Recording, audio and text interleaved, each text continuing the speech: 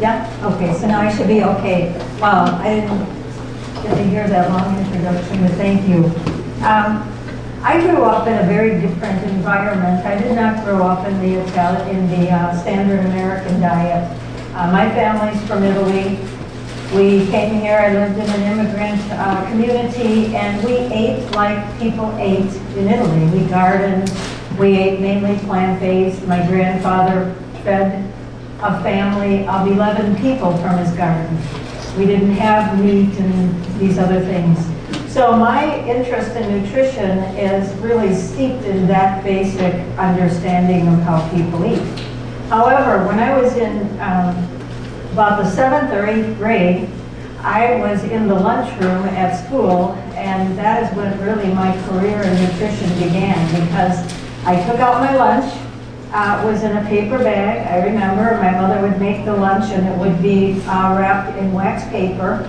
And I opened up the wax paper, and there was my lunch, and the kids around me. Now I had left my little safe environment of where I had grown up.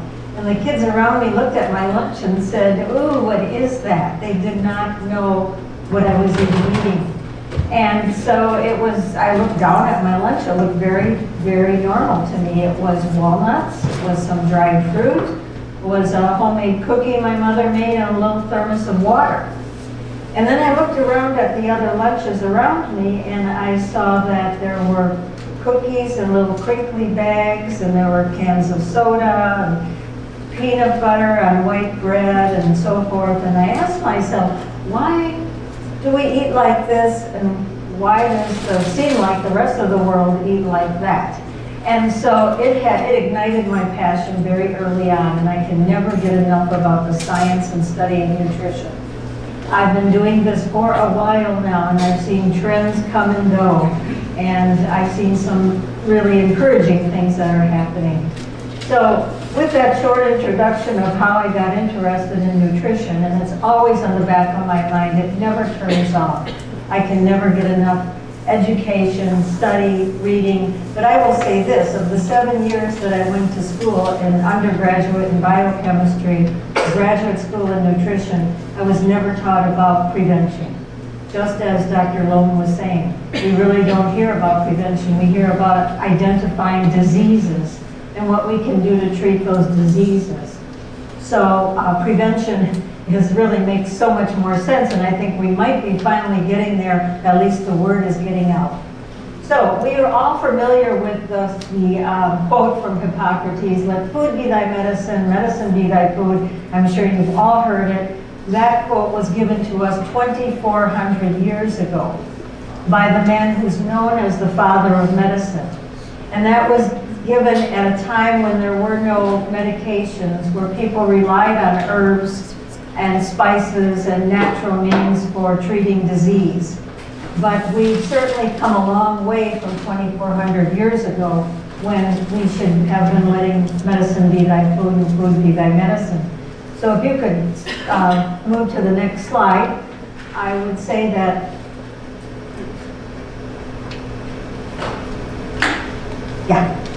since the beginning of this year now, as said, I've been watching this for many years, and since the beginning of 2019, I've been watching in the paper, it seems that every other headline in the newspaper now is about food, and wow, how we need to make some changes with food.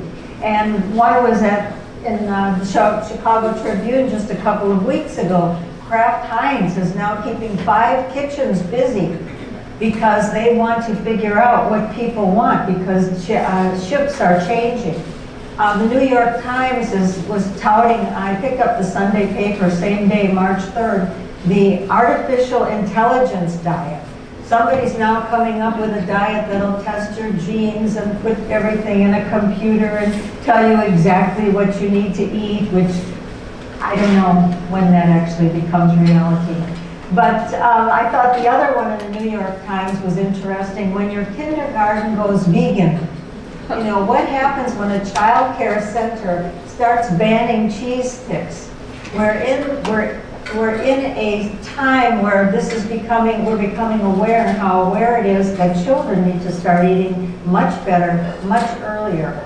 In fact, at the end of this month, I'll be going to Providence, Rhode Island to speak to a group of 150 kids, and I'll be starting my second book, The Lost Art of Eating Children.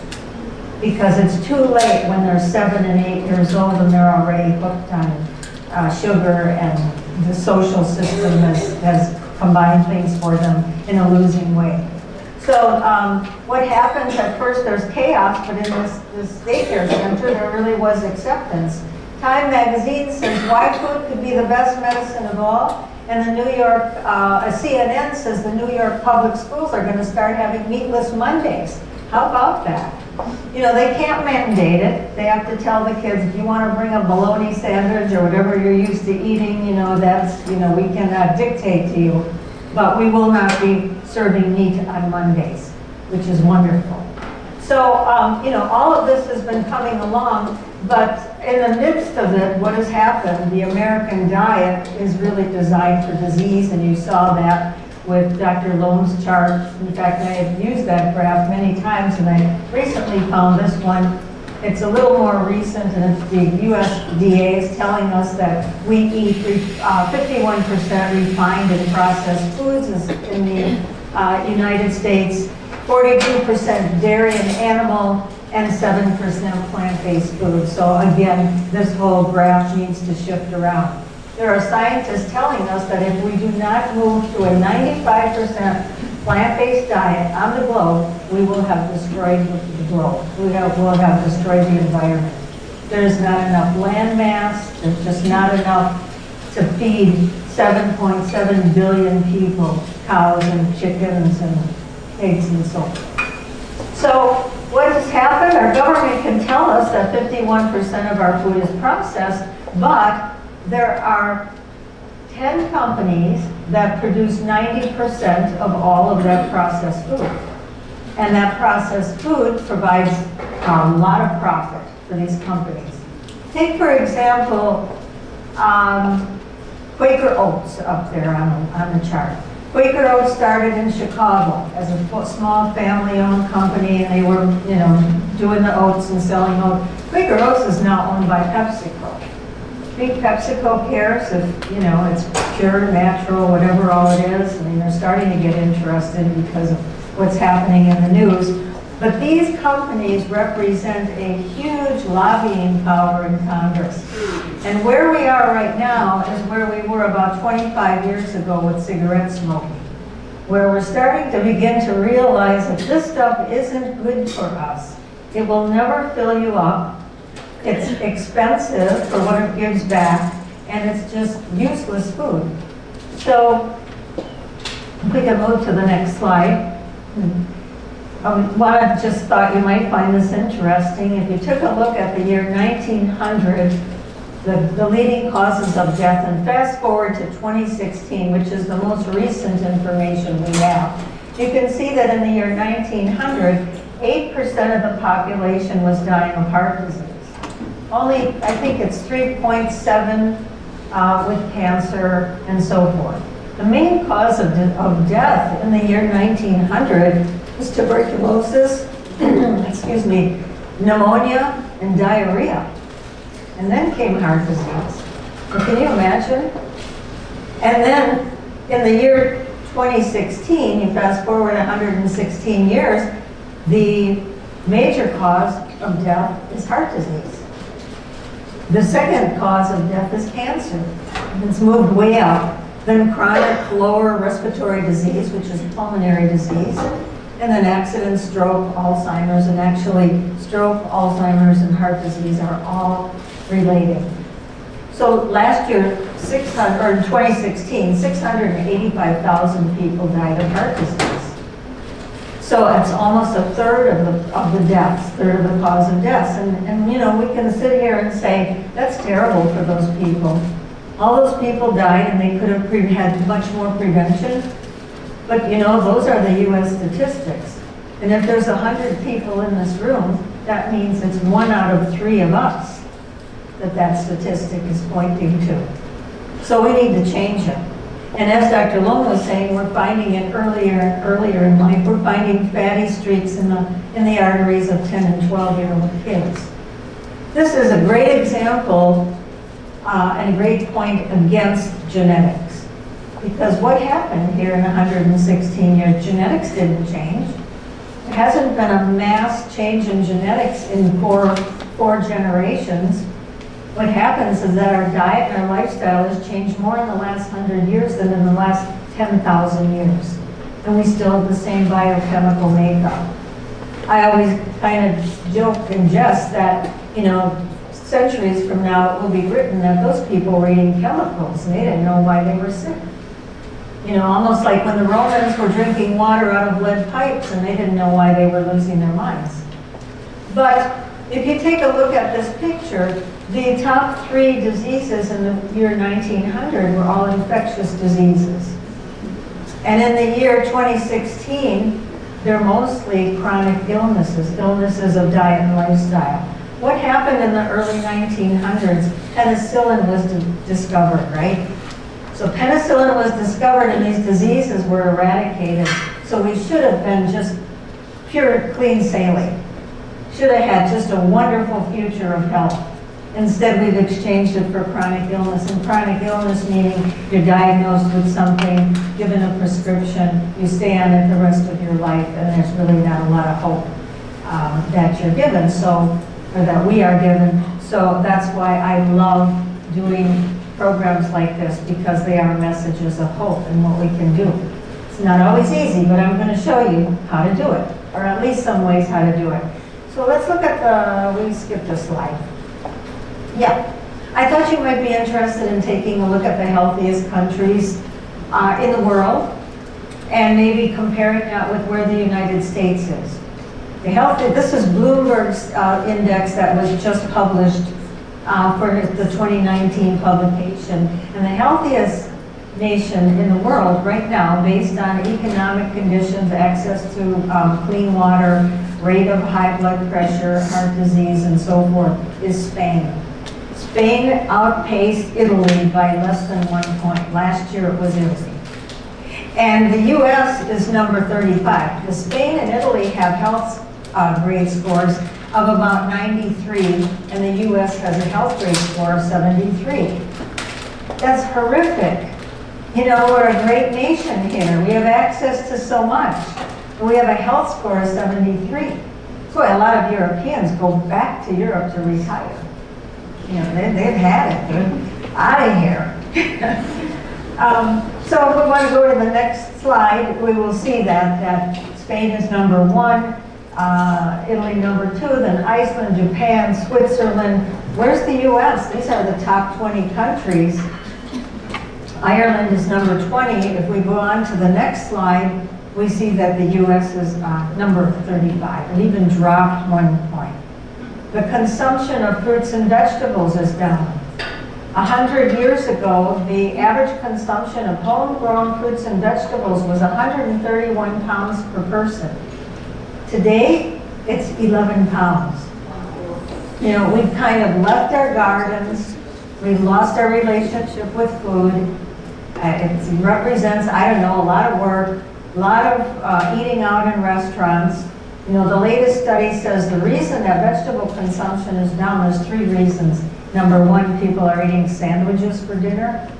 Number 2, they're ordering pizzas. And number 3, going out to restaurants. You took all the food in every restaurant in the United States and analyzed it for what percentage of that food are fruits and vegetables. It's 10%. 90% animal foods, meats, cheeses, butter, fat, and so forth. So there is coming a time where we need to really take a good, strong look at this and make some changes.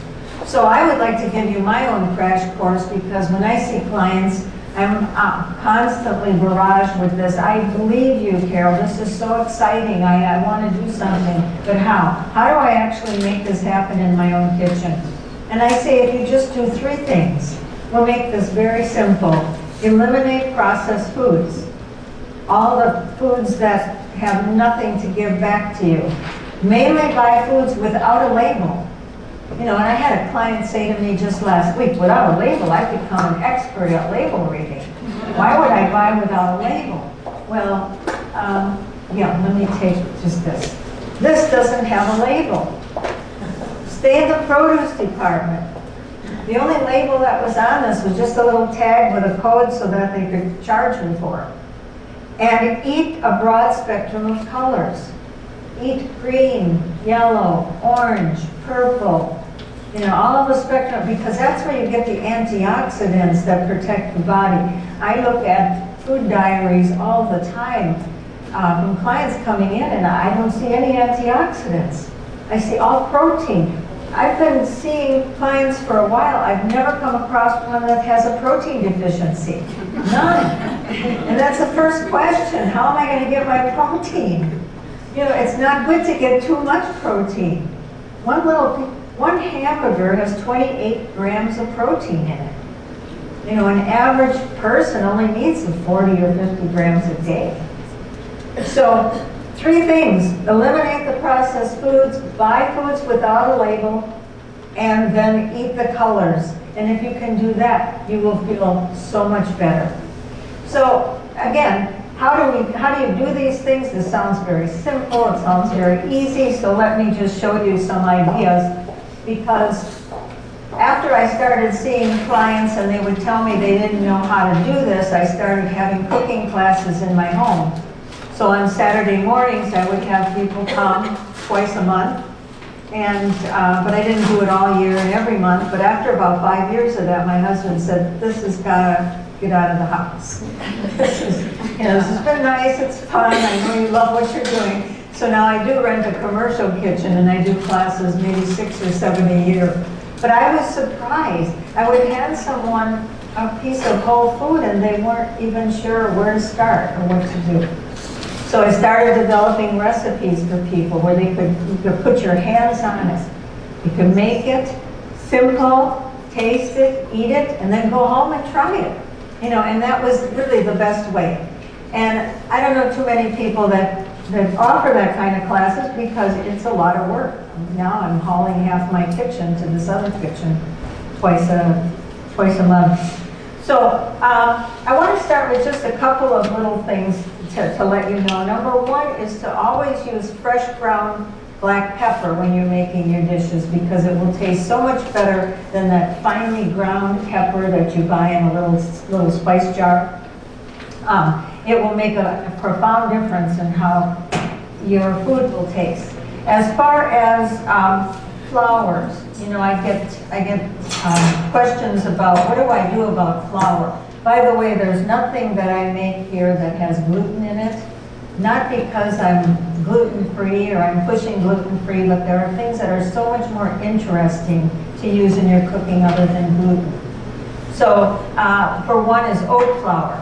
So I have this little, and anybody can get access to this. It's a little coffee grinder, right? Brand new little coffee grinder, $29.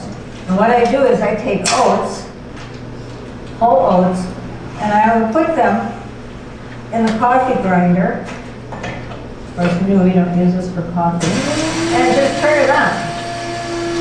And within milliseconds, are we live on the screen now? Because you should be able to see that we have oat flour. So you don't have to go buy a $9 bag of oat flour, and you can grind your own oats as you need it, so it's going to be a lot fresher. You can do the same thing with flax seeds. I recommend if you're going to use flaxseed, which is very good for fiber and omega-3, plant-based omega-3. There we go. Okay, now you can see. This is the oat flour, and you can use this in any recipes, and that's about as processed as I want my food to be. And it's processed right there in my own kitchen. So I wanted to point that out along with the pepper, and then we'll have some more tips along the way. One other thing is these balsamic vinegars are another way to make your dishes taste differently. I could make the same salad every night and make it taste different with a different flavored balsamic vinegar. And I get these from the Olive Tap in Long Grove Village, Illinois. They also ship. I don't work for them. I don't get a commission. I'm just telling you that I use these and they're tremendous, and I would offer you a sample. We have a tray here with little cups when we have a break or in between. You come up and just pour yourself a little sample. This is pear white. These are pears that are infused with the good balsamic vinegar. This is Sicilian lemon, my husband's favorite. This is fig balsamic. And then this is sashimi orange. And they're absolutely lovely because I can tell from doing this with people that after a while, if you have a few options, you're going to get bored. So you have to be able to put some variety, and the food has to taste good, and then you will be in great shape. So the first thing I want to show you is avocado toast, that you can make an avocado toast or an avocado spread. I'll put this here, that you can use just in the morning on a piece of whole grain. You can use it with Mary's Gone crackers. I recommend, I don't know, how many people are familiar with Mary's Gone crackers? Okay, they are naturally gluten-free. It's a cracker that is made with seeds, and they're delicious. They satisfy that crunch. Another thing I would recommend is to get one nice knife. Just one. You don't even have to have a big selection of them, but when you have a good knife that will make a nice sharp cut and you can really slice things up nicely, your recipes will turn out differently. So I have avocado here, and I'm going to take the avocado and just break it open. Beautiful, fresh food, fresh plant-based. I'm going to remove the pit, the stone. It's also called stone fruit. And avocado is a fruit because that is a stone in the middle. And then, let's see, we have one here. So I'm going to put this in my container here. And you'll get to taste this as well. Now, we're going to serve this with a whole grain cracker because we couldn't source the Mary's Gone crackers. I could have brought some from my home, but I didn't know. But there was a problem, so thank you. Oh, spatula. Thank you. It's nice to have a chef right here with me. All right. So we're just going to put that in a container, hands, with a little bit of lemon juice. This is simple. You can make this in about 2 minutes. There's something to be said to have a little bit of special equipment, and one of the special equipments is the immersion blender, but you can do this with a masher yourself. But I love my immersion blender. I use it for creamy soups that I'm not putting cream in. You can make wonderful creamy soups without it. And then some garlic. And you can leave the garlic on or off, depending, and put as much as you want or as little as you want. And I'm going to take 1 clove of garlic here and put it in the container. I'd like to show you too, this is what garlic looks like when it comes out of the ground. This is real garlic. We don't use the big white heavy balls of garlic. There's mentioned some that's coming even from China and all over the world. It's very simple to plant if you have a garden. And if you don't, go to a farmer's market next fall. It gets harvested in April. And buy the fresh garlic. It makes a difference. This one, I don't know if you can notice it on the screen, but there's purple. It has purple color. Anything, remember this, anything you're eating that has these natural colors has antioxidants. Why do we want antioxidants? Because they stop free radical reactions that cause damage and inflammation in our bodies. So the other thing that I do with it, now we're just about done with this, I'm going to have to start buying it myself because I planted it in October and we harvested in August or July. But we take it out and you have the cloves. And if you're just going to saute garlic, it's a good way to do it is just put it right in the pan. You don't have to peel it because you'll get the antioxidants from underneath the peel. So it's a very nice way to add antioxidants. All right, so now that's it. You know, we've got our 3-ingredient recipe. And let's see what this is on, I believe. Yeah. And I just bought the special container for the immersion blender because it keeps everything together. Now what I'll do is I'll have this in the morning, or I put less garlic in the morning, and I have it with, on some whole grain bread that I have made. And it's very satisfying. I know the millennials are always, they're always getting a little bit joked about because they say that they just love their avocado toast. You know, the younger kids are just loving avocado toast. I think avocado toast is a great thing to make. So it's really that simple. And like I said, if you don't have an immersion blender, you can put it in, you can mash it yourself. And so now I think they're going to be sampling. Yes, If you're gluten-free, just skip the cracker. Anybody gluten-free here will make you one without. 1, 2, 3. Okay, can we make 3 samples without? So that's a very simple way to get a good plant-based food that has a lot of magnesium, minerals, fiber, and it's a delicious way to do it, and very simple. I've tried to keep everything today as simple as possible. So now I'm going to warm up my pan. And this is called a scan pan. And I purchased this at Sur La Table. It is ceramic and titanium. So there's no coating on it. And you don't need to put oils in it because you can cook without needing that because nothing's going to stick.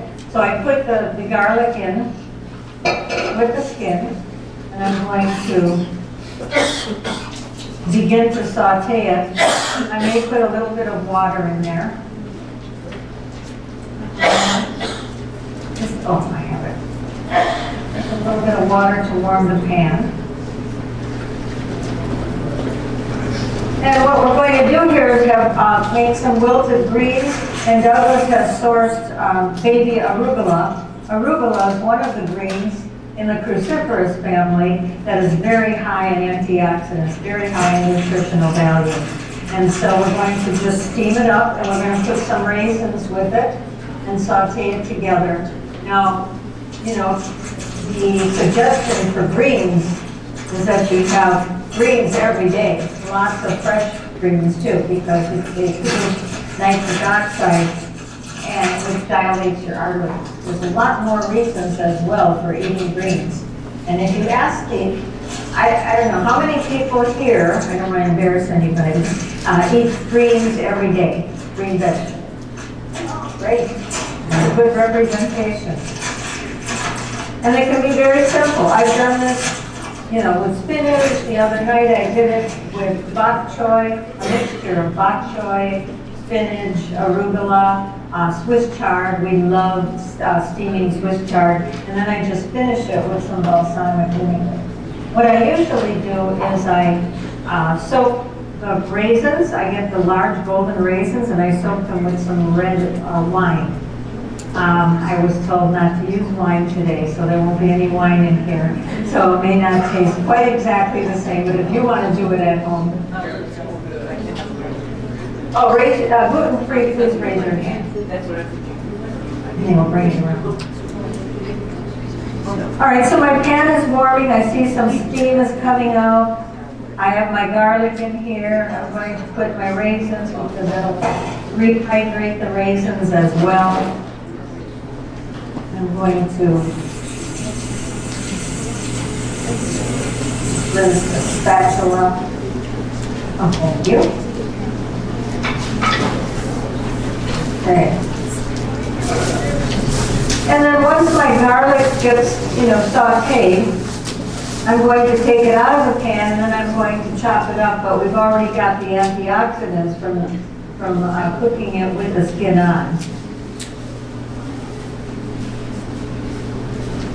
Now, is this going to be for everyone, or do you have this made?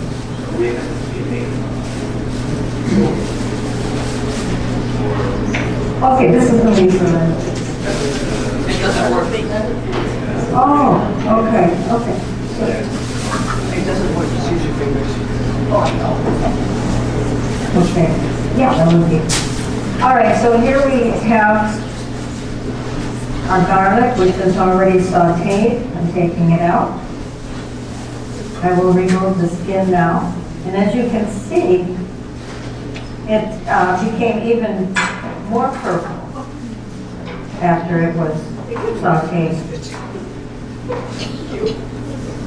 I actually learned this little trick in Rome in January, where I went to take more culinary training. I mean, I am not a chef. I've been called many things: a culinary nutritionist, public health nutritionist, a practitioner, you name it. As I was saying to Julie, my practice really extends way beyond the practice itself. Okay, so now we have a really nice mixture here. And we're going to have the sweetness of the grapes, and we're going to have the savory of the garlic. And I'm going to put in the balsamic vinegar. Here, I mean the arugula. And I'm going to say you can use balsamic, or you can always use a squeeze of lemon on practically everything. In fact, it's a nice idea when you wake up in the morning is to take a fresh lemon, squeeze the juice in some water, and drink it down. Balances the pH, does wonderful things. All right, so that's really pretty much it. This is not real complicated to do. And if I had a really large cover, I would cover this now so the steam would take care of it. And did you say you have a sample of this too for everybody? Yeah, okay. So Douglas has my recipes, and he prepared these ahead of time. But that's all it takes. You know, just a couple of minutes, and you're getting this great benefit of the greens. So we have the garlic, raisins. Oh, and then of course we're always going to put some nice fresh brown pepper. So now the other thing that I wanted to show you is a pesto. Who doesn't love pesto? The pesto is usually made with a half cup of oil and about a cup of cheese, and you know you could just pack that right on your hip. So, if for no other reason. So after doing a lot of experimenting, there's a great pesto recipe, and I don't know if that's on part of the handout or not. But you can make pesto with basil, you can make pesto with sage, you can make pesto with arugula. I've tried it with a number of things.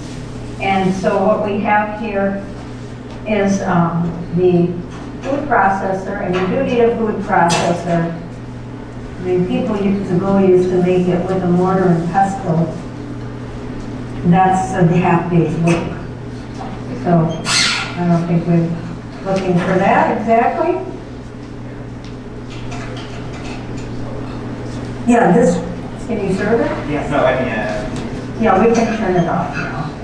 Can you hear it sizzling? Can you kind of smell it a little bit? You know, I have dinner parties at my house often, and they're always plant-based, and people come in and they're always, first of all, very curious as to what they're going to eat. But I never get a no. People never say, no, I'm a little too busy, because they know they're going to be eating something that's really unique, very tasty, and that they're going to enjoy. So it gives me pleasure. All right, so then we're going to make this pesto. We're going to be using cannellini beans, because cannellini beans are just as creamy as oil is, and you will not be able to taste the difference. Do we have the cannellini beans open? Okay, so I'm going to take a half cup of raw, thank you. Oh, okay. I can open it. We're going to have to strain it though.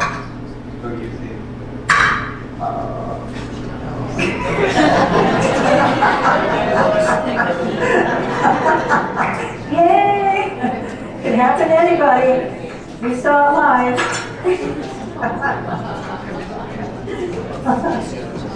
All right, so in the meantime, I'm just going to chop these walnuts. If you can find black walnuts, they're even better. Or, when I think about it, you know, this was my lunch, walnuts with the dried fruits for years. Okay, so we can take a half cup.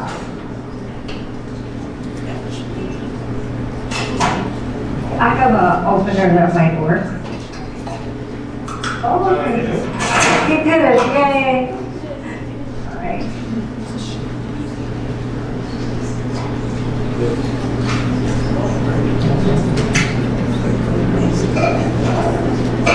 Okay, so half cup of walnuts, 2.5 cups of basil. I don't know, 2.5 cups going to fit in this little. Oh, the basil smells so good. And 3 cloves of garlic. I'm just going to put 1. And a 1/4 cup of cannellini beans. You put that all in the food processor, along with some lemon juice. Again, lemons. Did you say baby beans? Cannellini. Oh, okay. It's a white bean. And of course, when you do this at home, you can adjust it for your own family's personal taste.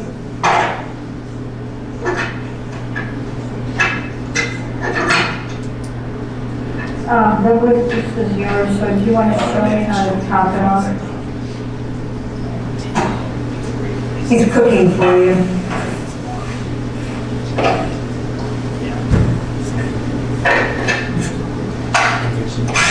Thank you.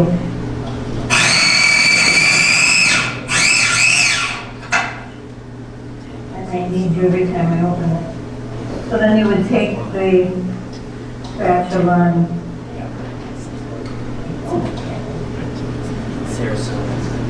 of course, anyone that's ever cooked a little knows that you just press it down.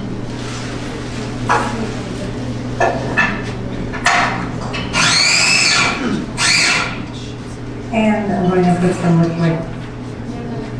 But this is another thing that's very versatile. You can have it with, you know, Mary's Gone crackers. What I've done is I've taken zucchini and I've taken a spiralizer and I've made zucchini noodles, and then just put the zucchini noodles in the scan pan, hit it with some heat, toss it with pesto. We have a wonderful plant-based dinner. It's delicious.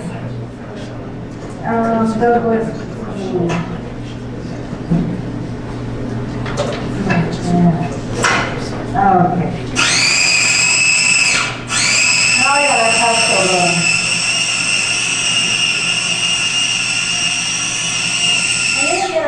Get a chance to try this, and honestly, I've had people say I don't know the difference.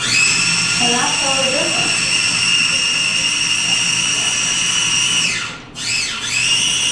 Oh, powerful.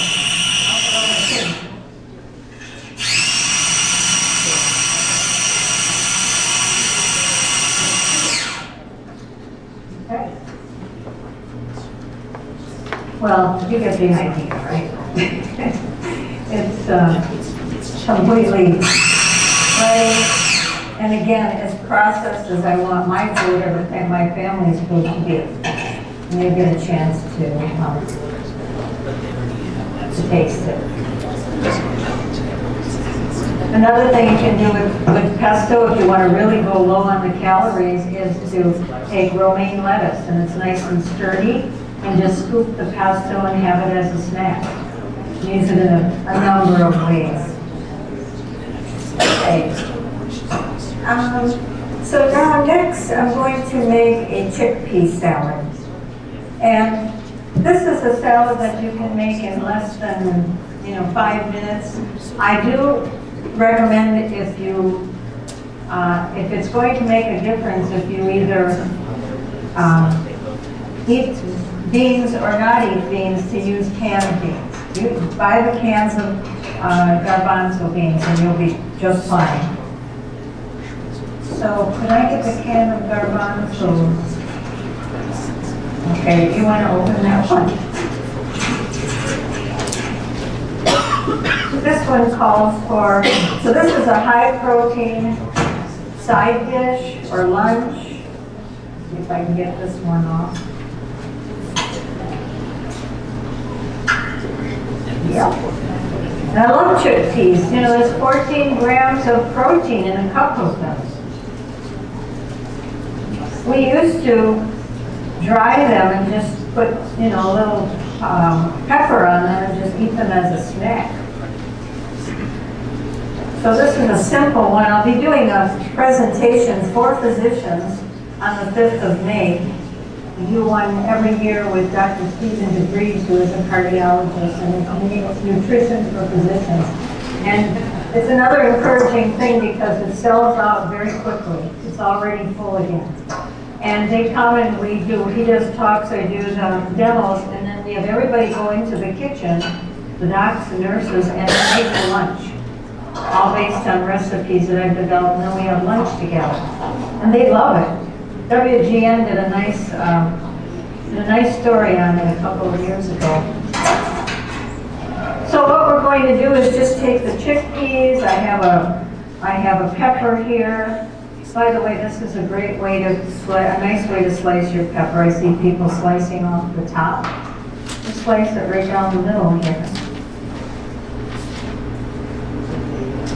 Julienne it. It makes a difference when you have a nice knife.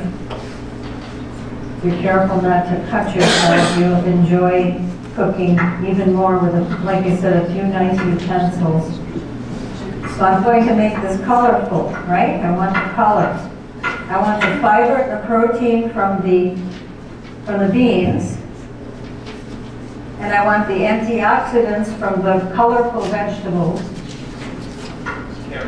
And then we are testing out this pesto right now, and alongside with the beans. Okay. with the wilted greens. Okay, great. All right. Do you have shredded carrots handy?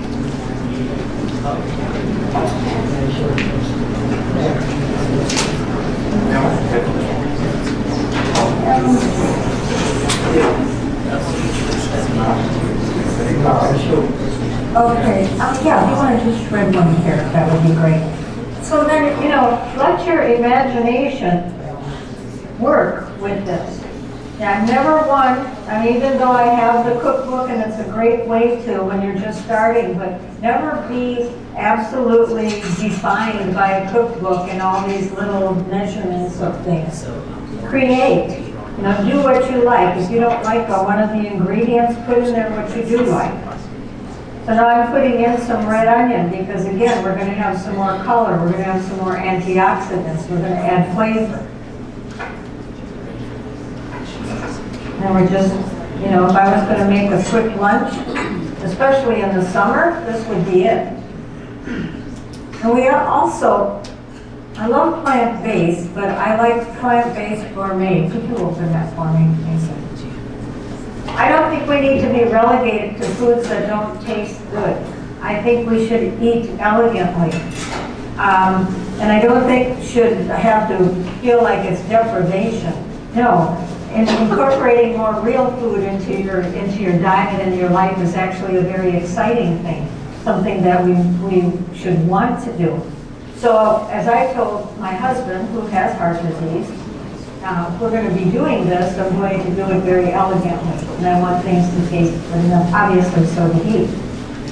So that's sort of the thrust of my style of cooking.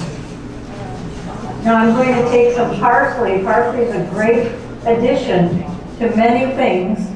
And I'm going to take parsley and chop it up, put it on, and we're going to add some green. So now we have some yellow, we have some red, we have the green parsley, and that's plenty.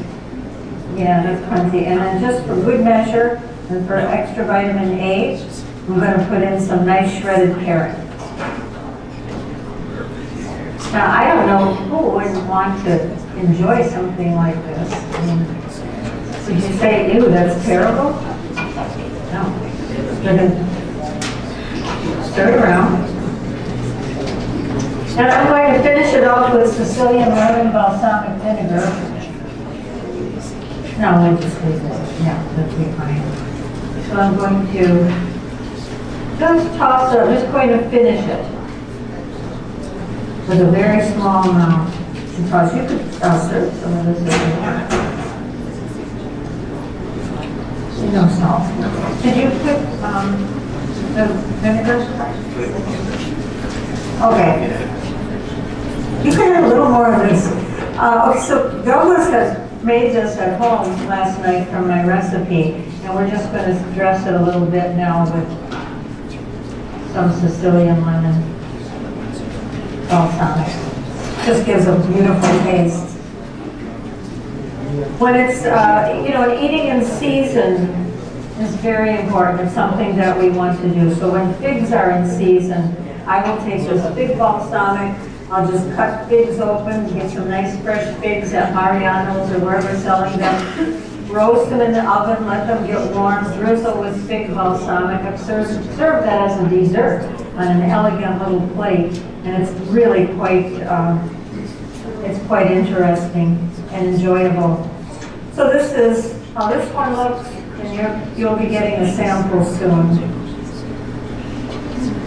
And that's our chickpea salad. Now another thing I want to mention, if you make this and you have some left over, and you don't know what to do with it, of course put it in the refrigerator, and then don't forget it, because the next day what you can do is you can make a wrap with it. So I get these Ezekiel sprouted grain wraps. This is nothing but sprouted grain. It's not white flour. It's not whole wheat flour. A lot of times if you take a look at the label, read your label if it says whole wheat, and you'll notice sometimes the first ingredient is unwheat flour. As long as they put some whole wheat in there, they can call it whole wheat. Now these Ezekiel wraps are just sprouted grains, and this does have gluten because they sprout the wheat grains. But what you can do, if you have some left over, is the next day, you just take it and put it in a wrap, roll it up. If you want, you could even drizzle some nice aceto balsamic vinegar on there, roll it up, and you have a great sandwich. If you're trying to get away from grains altogether, you can do the same thing with a collard green. And I've done these for dinner parties too. You can put your filling here. Ooh, wrap it up. This one has a strong stem. And then if you cut them on an angle, it makes a beautiful little appetizer that you can serve. Another thing that works really well with this is quinoa. If you make a quinoa dish. The other night I cooked up some quinoa. Asparagus is in season right now, so there was some beautiful, real thin, fine, fresh asparagus. So I cut that up on an angle, sauteed it real quickly, put in some onions, some mushrooms, and it made a beautiful dinner. We had some left over. The next day I made wraps with it. And then if you want to really go and get creative, and you're looking for ways to get iodine, many plant-based people, most plant-based people are not eating fish, of course, of any sort. So you want to be able to get enough iodine, and you can use nori wraps, and you can make a wrap with this just using a nori wrap. Another thing, there is a problem with the gas with beans, you can get what's called kombu in the Japanese section of the grocery store, and it's a type of seaweed. Just put it in with your ingredients when you're making things with beans, and it does reduce the amount of gas that ferments. It ferments the beans. Another thing that you can do, there's an herb, it's called, I think it's amaranthine. No, it's not amaranthine. I'd have to look up the name again, but there's an herb that absolutely will help with fermentation if there's a problem there. Not spices. And I recommend using spices because spices have a lot of antioxidants. One of the theories of Indian cultures, East Indian cultures, is that they don't have a high incidence of cancer because of the antioxidants that they eat in the spices every day. And these antioxidants are very helpful. Rosemary is loaded with antioxidants. Parsley is very high in calcium. Oregano has antioxidants, but then there are other antioxidants, there are other spices that we don't use any longer that are becoming more popular, like turmeric. Turmeric's great to just sprinkle on popcorn and get antioxidants that way. Black cumin. Black cumin is the one spice that has been, as I have read, the highest antioxidant content of all the spices. And you can buy it at a good spice store. If your spices in your cabinet are more than 3 months old, I would say they're going to be there for taste, but they're not going to be there for any nutritional benefit.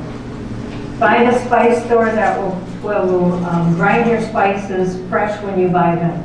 We have one in the town where I live, and she will not sell more than 2 ounces. I go in there and I ask her for black cumin. She takes out the black cumin seeds and she grinds it, and that's what I use. And that's the same thing you can kind of do when you have one of these coffee grinders here. And then I wanted to, before I do my last demo here, I wanted to mention again about, and Dr. Moore had started to mention it about vegan versus plant-based. I am 100% plant-based. I never call myself a vegan because this is vegan.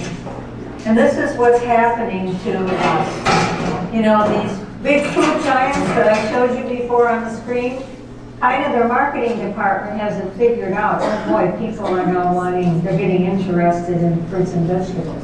I actually had somebody tell me that they eat these for vegetables. It's called veggie crisps. And it's not a vegetable, and it's vegan, but it's not whole food. The yellow pepper that I held up is whole food, plant-based, and vegan. This is only vegan. If you look at the ingredients here, it starts out with the first ingredient as potato flour, and then there's potato starch, and then there's expeller pressed sunflower oil, then there's salt, then there's tomato paste, then there's some more salt, and some spinach powder. And this is $3.99. So when someone says to me it's expensive to eat all that organic and real food, this is a waste of money. The other thing that these marketing wizards are doing is they're marketing gluten-free.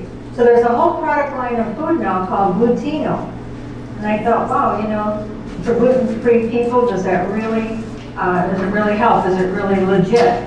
Well, when I took a look at the ingredients, the first ingredient in this gluten-free, it's a lemon-flavored wafer, which could be very enticing for someone thinking, well, this is actually better, this is healthier. The first ingredient is cane sugar. The second ingredient is potato starch, then palm oil, soy lecithin, ammonium bicarbonate, and lemon flavor.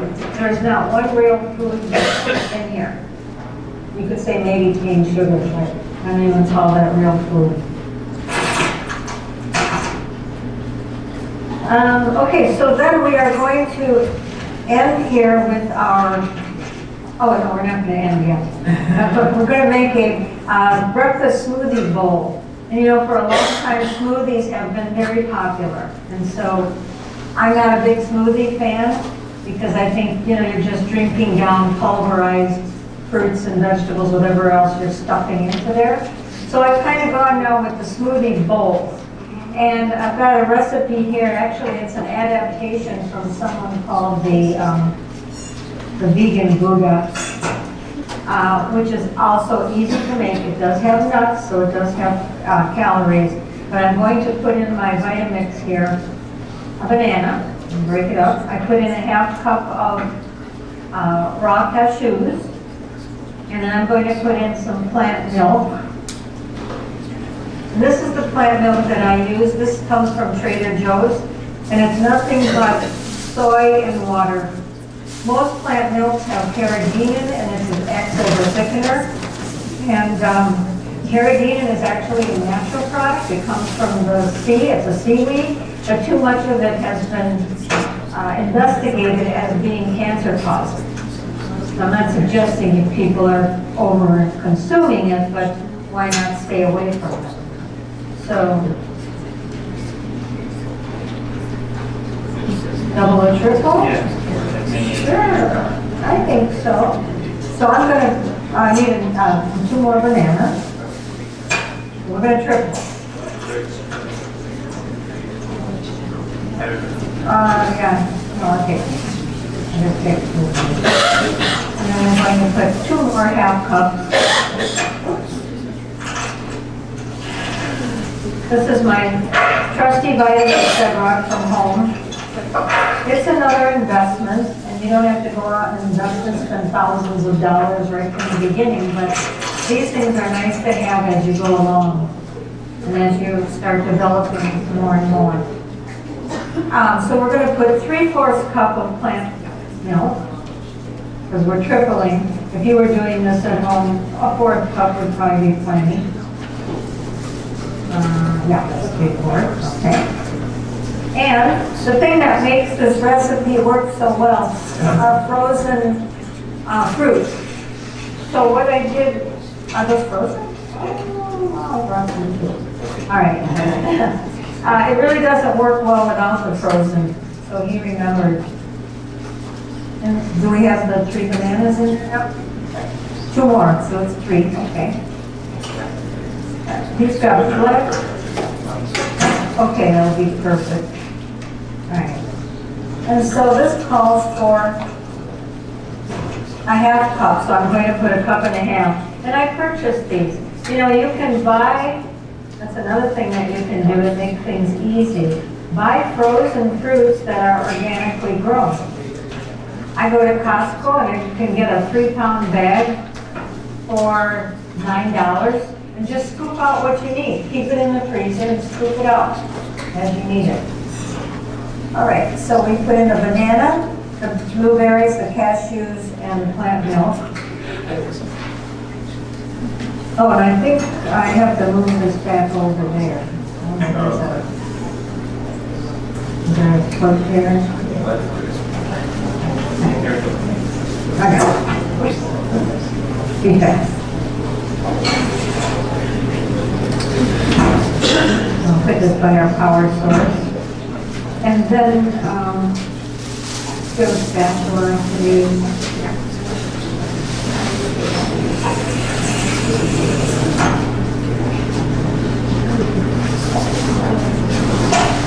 Okay, so you put it all in here. And this, I can make creamy soups with this. I can make asparagus soup, butternut squash soup, many things.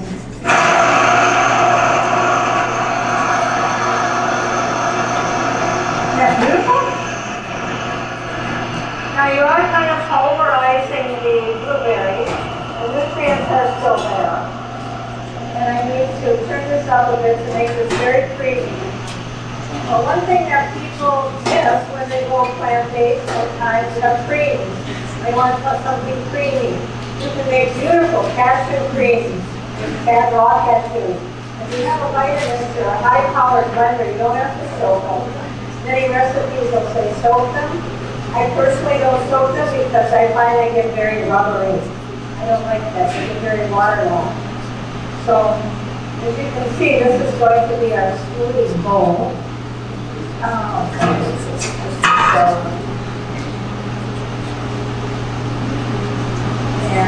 what was that? The unfrozen ones. The not frozen.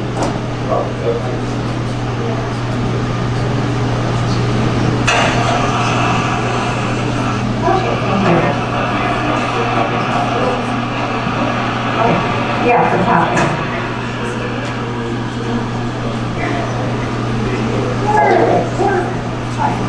Okay, so here we have, now you wouldn't necessarily drink this, but this is going to be the smoothie bowl. And I love this sometimes for breakfast. It's just beautiful.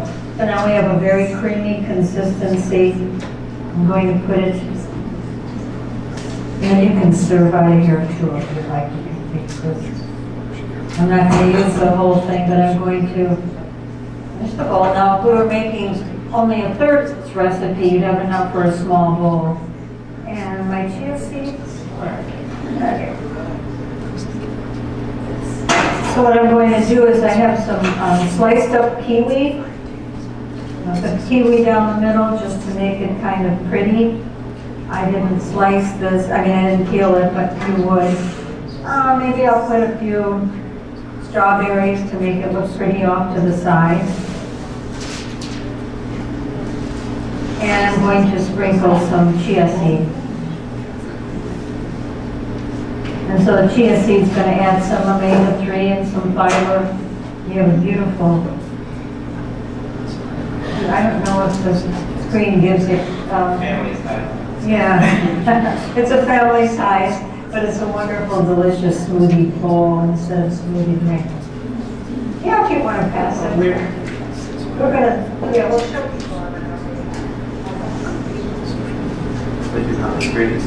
I know, the plate's not pretty. Okay. So if you want to just quickly show them, it's okay. It's not in a pretty plate. You're going to get You'll get a sample, and we aim to please. We even want plates to be pretty. And I get that, because I don't serve anything that looks ugly at my house. I could show you pictures of the lab or plant-based dinners that I've done that people love. Okay, now we're ready for this. Another good dish, which is very hearty, is the lentils and greens. Lentils, 17 grams of protein in a cup. And this is another very simple recipe that can be done. Douglas has cooked these lentils. And what we're going to do, and we're going to have cherry tomatoes, some Kalamata olives, and we're going to actually steam our spinach right with the dish. I've never tried freezing it, so I really can't say. Give it a try. See what happens. Yeah, you probably have to blend it again. I'm not a big one to put freeze in the freezer. In fact, when I took the class in Rome in January, and I don't own a microwave, I don't use one, but the chef said, 2 things should be outlawed from every kitchen, a microwave and a freezer. He didn't believe in making things ahead at all.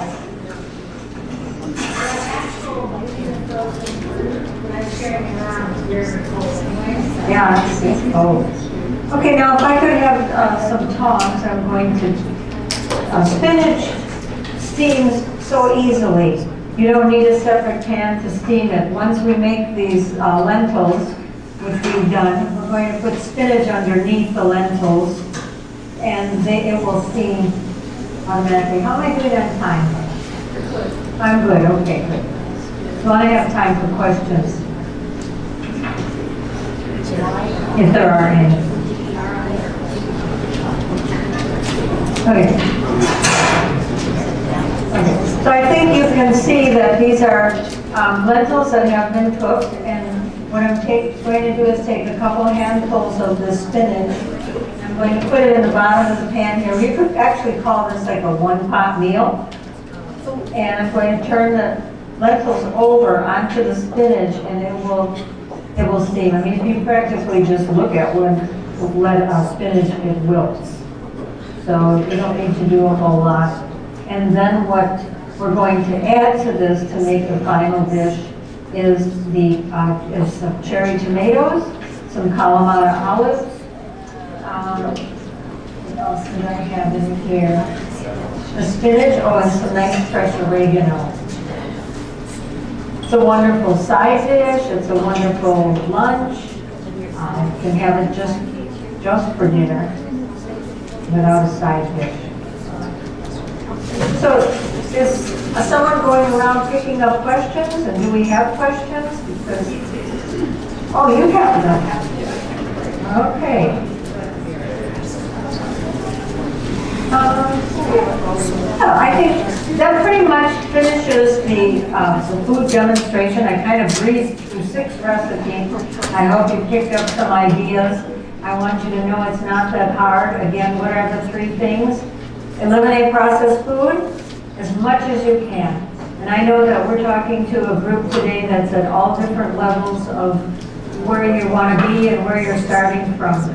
I don't know if somebody dragged you here or if you just really wanted to be here, but 95% is to get rid of the processed food, eat from the full spectrum of colors, and buy things without a label.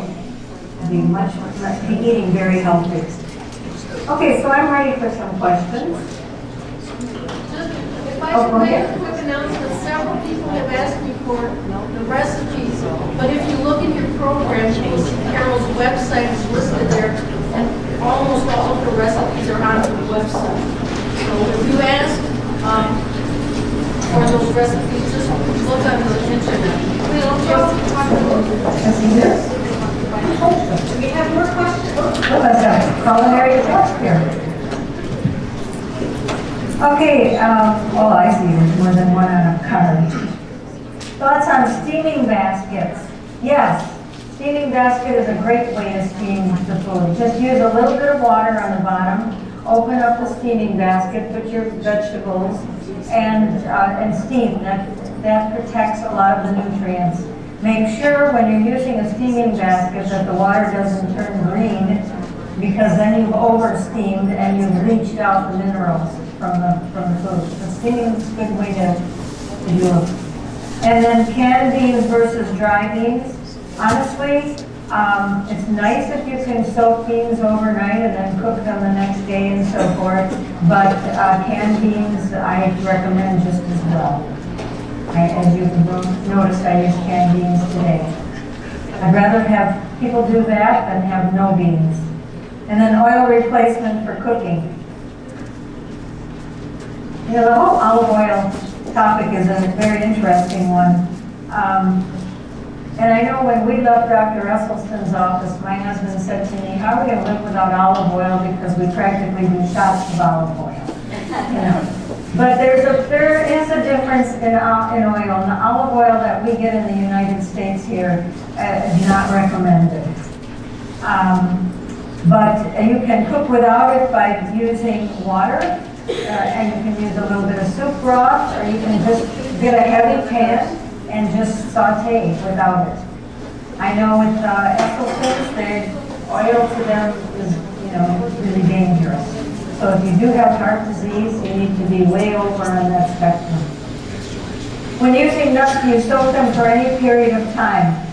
I don't really soak the nuts. If I soak them, I soak them for maybe 15 minutes at a time. As mentioned with the cashews, to me they get very rubbery and waterlogged, and I don't like the final product. With that, I will say this though. I have a very high-speed Vitamix. And when you have a piece of equipment like that, you really don't need to soak because it will make a creamy consistency. I've been experimenting with cashew cream now, and my husband and daughter are just so sick of it, they walk through the door and say, no more cashew cream. But I've made cashew cream with that Vitamix, and I've done it with just blueberries. I've done it with, instead of using any kind of water or liquid, I've used orange juice, and it's delicious. I've used it as a frosting over a plant-based cake that I just developed. It's a carrot cake. So many ways to use, but if you don't have a high-speed blender and you want to do a creamy mixture, then try it. I know there's a lot of recipes that recommend you soak them overnight, and they say you'll release the enzyme activity when you soak them. And I have soaked cashews maybe a little bit longer, and I'll start to see like a little, almost like a root coming out of the bottom of it. That's enzyme activity. But then you go put it in a Vitamix, and what happens anyhow? So that would be my answer.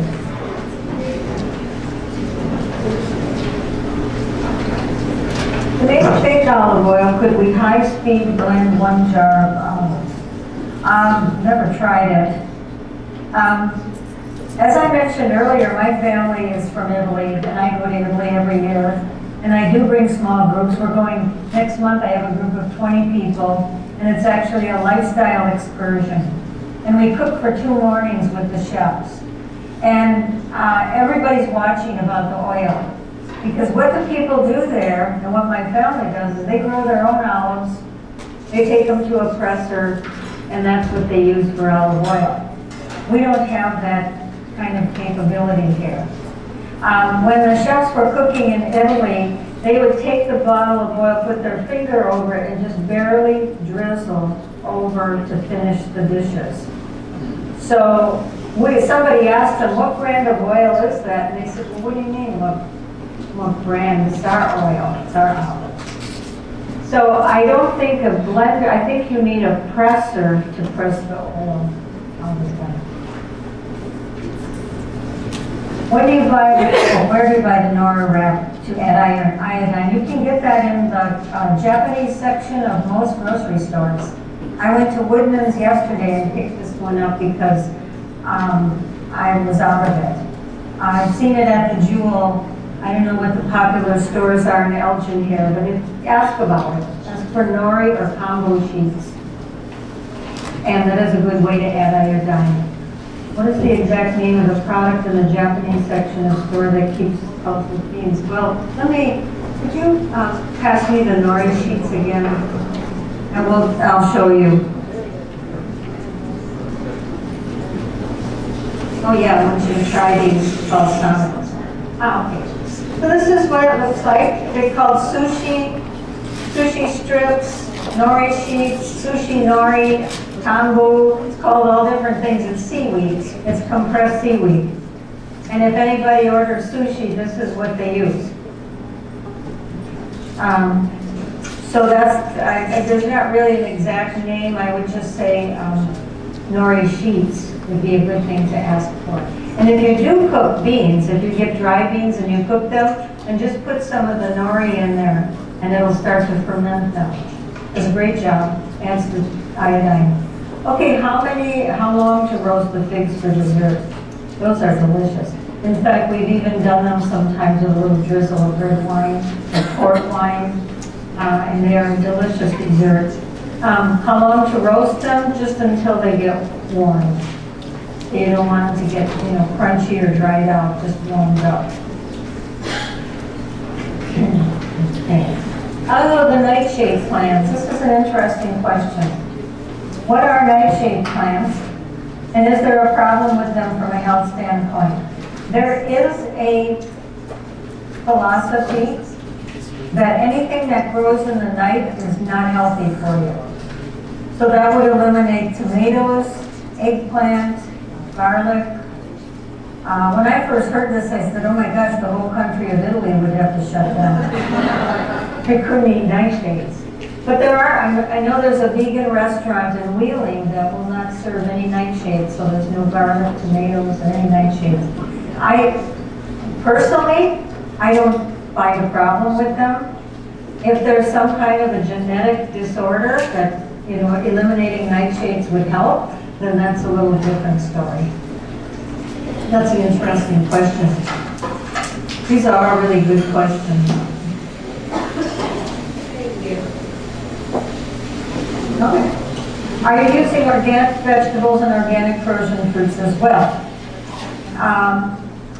There's the same nutrients are in organic as inorganic. It's pulling them up out of the ground, the nutrients. But what you're not getting with organic are the sprays and pesticides. So the organic is better. When I go to buy frozen fruits or vegetables, I always look for organic. I always look for organic first because there's not the pesticides on them. One thing I didn't mention about making soup stock, if I could just digress for a moment because I think this could be helpful. When you start eating more plant-based foods, you're going to have a lot of cuttings from your vegetables. And if you don't compost, then the best thing to do with them is put them in a Ziploc bag and put them in a freezer. And when you want to make a soup stock, put them in a couple quarts of water and put a whole onion or a yellow onion with the skin. Because again, there's antioxidants in there. Put the whole onion in the water and the vegetable cuttings and simmer it for about 45 minutes and you'll have a beautiful soup stock. Because most of the soup stocks that are sold are a lot of salt. You'll have a day's worth of salt in there that you don't need. So to go back and to answer the question, yes, I do look always for organic, and if they're not available, I buy the conventionally thrown vegetables and fruits. The ones that really bother me are the berries, because once you spray pesticides on berries, it's very hard to rinse those off. So that would be a good one to look for as organic. And there are many organic farmers that even go to farmers markets, which are going to be starting up again, but they're not labeled organic because it's very expensive to get that certification. So you could ask them, do you spray these vegetables, be it in fruits, squashes? Yeah, it's difficult to find in most grocery stores in the country. Yeah, I don't know. Are there more benefits from eating fresh than cooking fruits and vegetables? It depends. Something like carrots are actually more nutritious once they're cooked. That brings out the beta carotene. Fresh is always good. I'm not a proponent of raw. There's a whole movement where there are people that will only eat raw. It's not just plant-based, it's raw. And I don't know that there's a huge benefit in that. David Wolf, he might have been up on one of the slides. He's like a guru of raw food. He's only eaten raw food for the last 25 years of his life. Tomatoes, you cannot destroy the lycopene when you cook tomatoes. So it's a mix, but I think fresh is great. And if you're not overcooking, that's good too. That's it. All right. You have been a great audience. You have been guinea pigs with the recipes. You've tried some things. I hope that you've enjoyed them. I thank you for your questions and your attention, and I'll be around if you have other questions.